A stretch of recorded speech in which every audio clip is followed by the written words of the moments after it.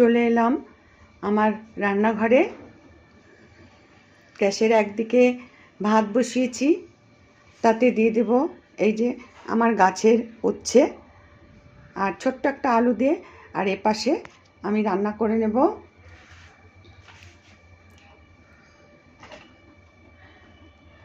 পালং শাক ভাজি।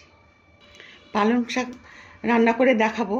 পালং শাক তো বিভিন্নভাবে তেল কড়াই গরম হয়ে গেছে, সামান্য তেল দিয়ে দিচ্ছি। বড়িটা আগে ভেজে নেব। পালং শাক তো বিভিন্নভাবে রান্না হয়, এটা আর দেখানোর কি আছে। তোমরা সবাই আমরা রান্না করতে করতে আমাদের হাত পেকে গেছে। অনেক ছোট ছোট মেয়েরা আছে, অনেক ছোট ছোট রাঁধুনিরা আছেন যারা রান্না করতে এখনও সেরকমভাবে পটু নয়, কিন্তু তাদের একটু এই আমার রান্নাটা যদি দেখে অনেকে ভালোবাসে পালং শাক খেতে, যদি একটু উপকারে আসে। পাকা রাঁধুনিরা তো জানোই তোমরা যে কীভাবে করা যায়, এ আবার কি রান্না দেখানোর কি আছে। কিন্তু এই পালং শাকটা খুব সামান্য, আর পালং শাক ভীষণ ঝটপট রান্না হয়ে যায়, খুব সুস্বাদু, ভীষণ ভিটামিনে পরিপূর্ণ। আর পালং শাক আমি শাক পাতা আমি নিজেই বাজার করি। শাক পাতা কিনে নিয়ে এসে আমি সমস্ত নুনে ভাপিয়ে আমি ফ্রিজে রেখে দিই। যখন যেটা মনে হয় খেতে ইচ্ছা করে আমি সেটা বের করে রান্না করে নিই। সেই পালং শাক, এই দেখো এইভাবে আমি পালং শাক করে আমি নুন দিয়ে ভাপিয়ে ফ্রিজে রেখে দিয়েছিলাম। সেটাকে জল টল চিপে আমি কুচো করে নিয়েছি। বড়িগুলো ভেজে তুলে নিলাম। তেলে শুকনো লঙ্কা দেব, বেশ গন্ধ ছাড়লে কালো জিরে দেব,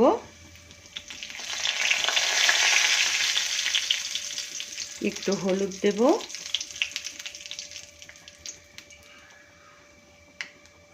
কাঁচা লঙ্কাগুলো ফাটিয়ে দিয়ে দেব। এই রান্নার কোনো জাদুমন্ত্র কিছুই নেই। এবারে ভাজা গন্ধ বেরিয়ে গেছে, এবার পালং শাকটা দিয়ে দেব।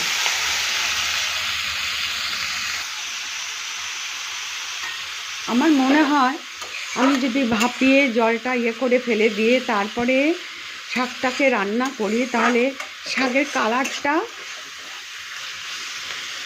ইনট্যাক্ট থাকে, মানে বেশ সবুজ থাকে।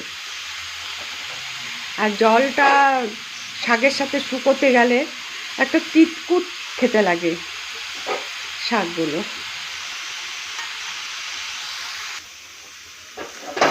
শাক ভাজা হয়ে এসছে।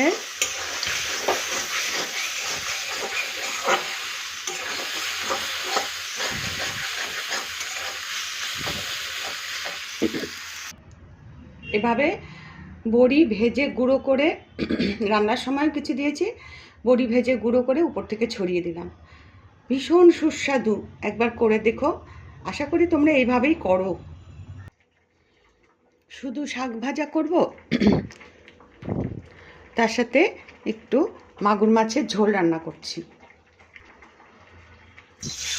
একটু নুন ছড়িয়ে দিলাম, মাছগুলো একে একে সব ছেড়ে দিচ্ছি।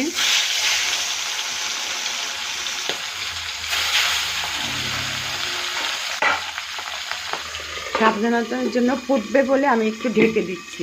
তেল যদিও মাখিয়েছি তবুও ভয় পাই।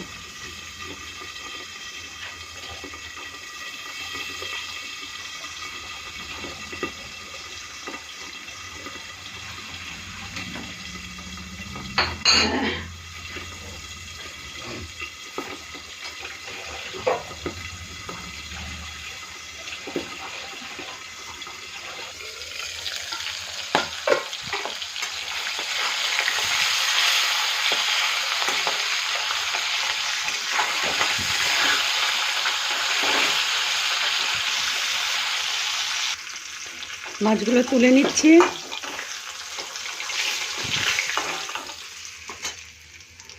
আলুগুলো একটু ভেজে নিচ্ছি।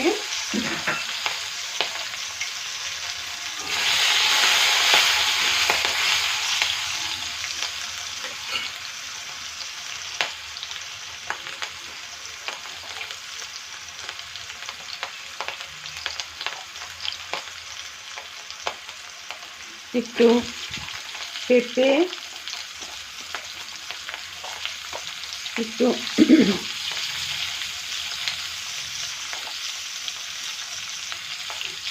ফুলকপি, এগুলো সব দিয়ে একটু কষিয়ে নেব।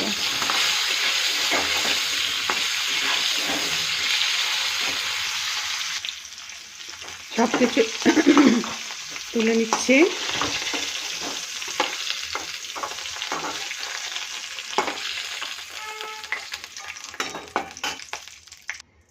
একটু জিরে ফোড়ন দিচ্ছি, ছোট এক টুকরো আদা আর হাফ টমেটো দিয়ে দিচ্ছি।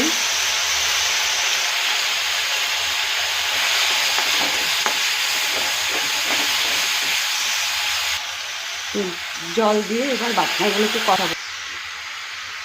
সামান্য সামান্য সব বাটনা। এটা হচ্ছে ধনিয়ার গুঁড়ো, এটা হচ্ছে জিরের গুঁড়ো, এটা হচ্ছে লাল লঙ্কার গুঁড়ো। এগুলো সব একে একে মশলার মধ্যে ছাড়বো।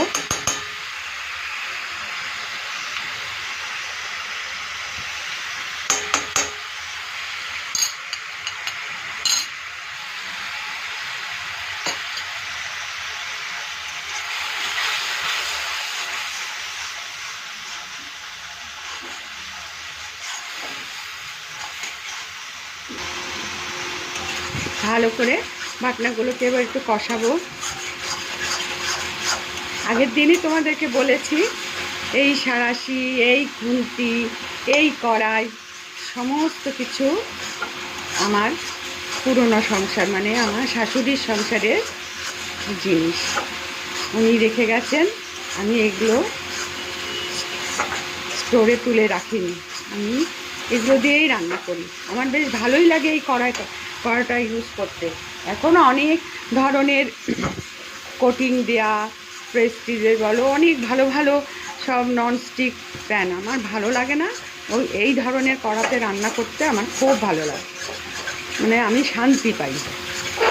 আমার ছোট বড় সব, আমি অবশ্য নিজেও কিছু কিনেছি এই ধরনের বড় একটা। এটা মা রেখে গেছিলেন, সেটাই আমি ইউজ করছি। অনেক দিন এগুলো তো আর নষ্ট হয় না। তেল ছেড়ে দিয়েছে, এবার জল দিয়ে দেব।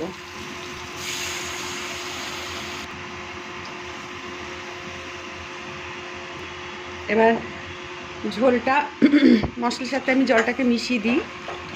ঝোলটা ফুটে উঠলে তারপরে মাছগুলোকে মিশাবো, মাছ সবজি সব মিশাবো।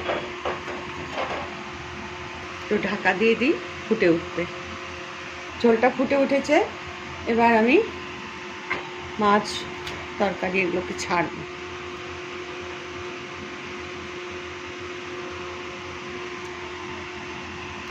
তো ঝোলের সাথে মাছগুলোকে মিশিয়ে দিই ভালো করে। এবার ঝোলটা জাল হোক, একটু ঢাকা দিয়ে দিলাম। এবার নিভো আছে, একটু হোক।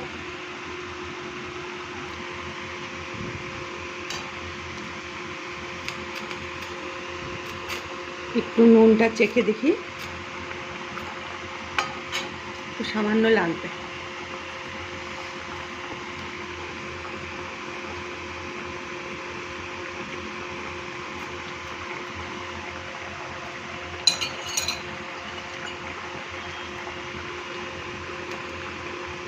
হলুদও লাগবে।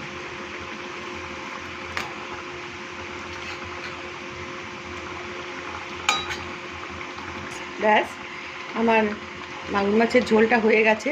এবার একটু গরম মশলা ছড়িয়ে দেব, পেঁয়াজ ছাড়া।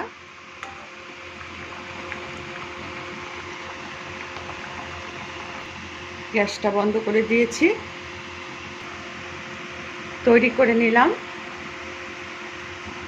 পেঁয়াজ ছাড়া, নিরামিষভাবেই, নিরামিষ না, মাছ তো আমিষ, মানে পেঁয়াজ ছাড়া মাগুর মাছের বাটনা দিয়ে ঝোল। জিরে আদা কী কী বাটনা দিলাম সবই দেখলে। মাগুর মাছ বিভিন্নভাবেই করা যায়। মাগুর মাছ পেঁয়াজ দিয়ে বেশ কষিয়েও করা যায়, মাগুর মাছের স্টু করা যায়, আর এভাবেই করা যায়। আর শুধু কোনো বাটনা না দিয়ে বড়ি দিয়ে রাঁধুনি ফোড়ন অথবা কালো জিরা ফোড়ন দিয়েও করা যায়। আমি আর একদিন আমি তোমাদেরকে রাঁধুনি ফোড়ন, শুধু রাঁধুনি ফোড়ন, নুন, হলুদ, কাঁচা লঙ্কা আর জল আর জালের পরিমাণে সম্পূর্ণ অপূর্ব স্বাদের শুধু ফোড়নের মাগুর মাছের ঝোল বা শিং মাছের ঝোল আমি আর একদিন করে দেখাবো। ততক্ষণে এবার রাখছি। সবাই সুস্থ থাকো, ভালো থাকো, আমাকে এগিয়ে যেতে সাহায্য করো। আমিও তোমাদের পাশে থাকবো, কথা দিলাম। Bye bye.